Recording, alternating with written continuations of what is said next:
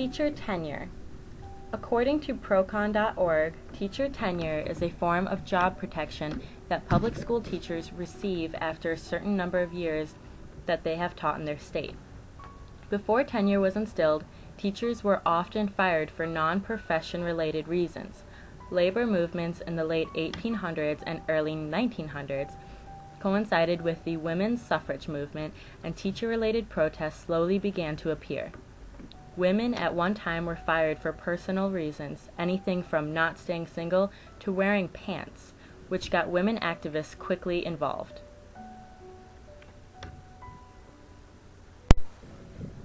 The first sign of teacher tenure becoming a real prospect in schools was in 1885, when the National Education Association made an appeal for it in order to prevent discrimination in the schools.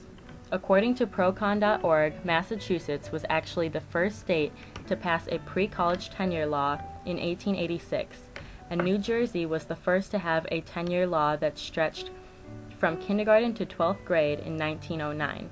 By 1940, 70% of kindergarten through 12th grade educators had job protections.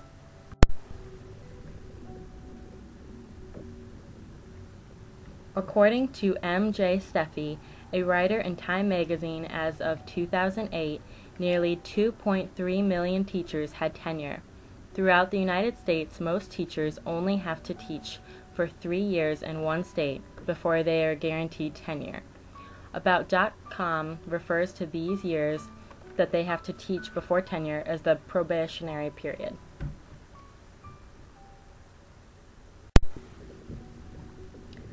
Pros of tenure. According to About.com, teachers need protection from power-hungry administrators and school board members who have personal conflicts with certain teachers. It is also believed that giving these teachers job security betters their performance levels.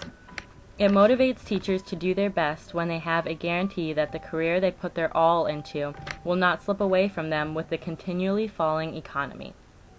Many educators believe that tenure shows dedication in a teacher and shows how qualified they are for a job, boosting their credentials and giving them a better sense of worth in their district and classrooms. Another pro to tenure is that with this job security, it gives teachers the freedom to delve into a controversial topic and encourage their students to challenge what they experience, even the very school district that they are all a part of. PublicSchoolReview.com mentioned Alan Singer, a social studies teacher, who helped students form clubs in the school that testified against budget cuts in actual hearings. When interviewed, Singer said he was only able to do this because of his security with tenure.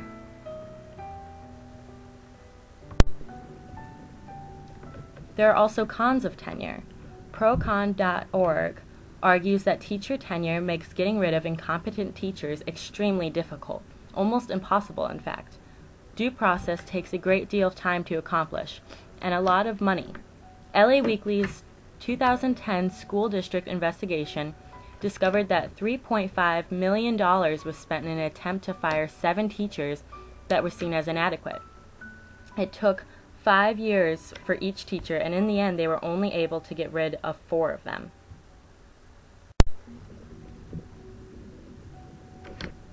And this dramatic expense is seen in every state. In a discovery made by Small Newspaper Group, it was found that Illinois school districts alone spent $219,000 for lawyers in tenure cases in the last 5 years. It is clearly very difficult and costly to remove teachers who are no longer fit for the job. The larger risks and problems here, however, is the possible risk for students. Time magazine discussed tenure in an article and pointed out several examples of abusive teachers staying in their position for extensive periods of time. In one example, a teacher from Florida was reported to have been throwing books at her students and insisting that they refer to her as Miss God, and that despite all of these terrible situations was able to stay in the classroom for an entire year. This should not be a reality in today's schools. What needs to be considered more than the teacher's career is the student's education.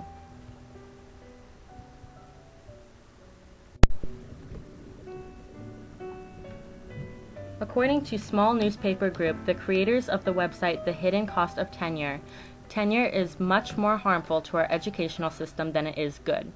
In Illinois alone, there are about 95,500 tenured teachers, and only 2 are fired each year for poor performance. While tenure has protected teachers from being fired due to discrimination or personal biases, and has made their career much more secure, it has in the process hurt education and the students within its system.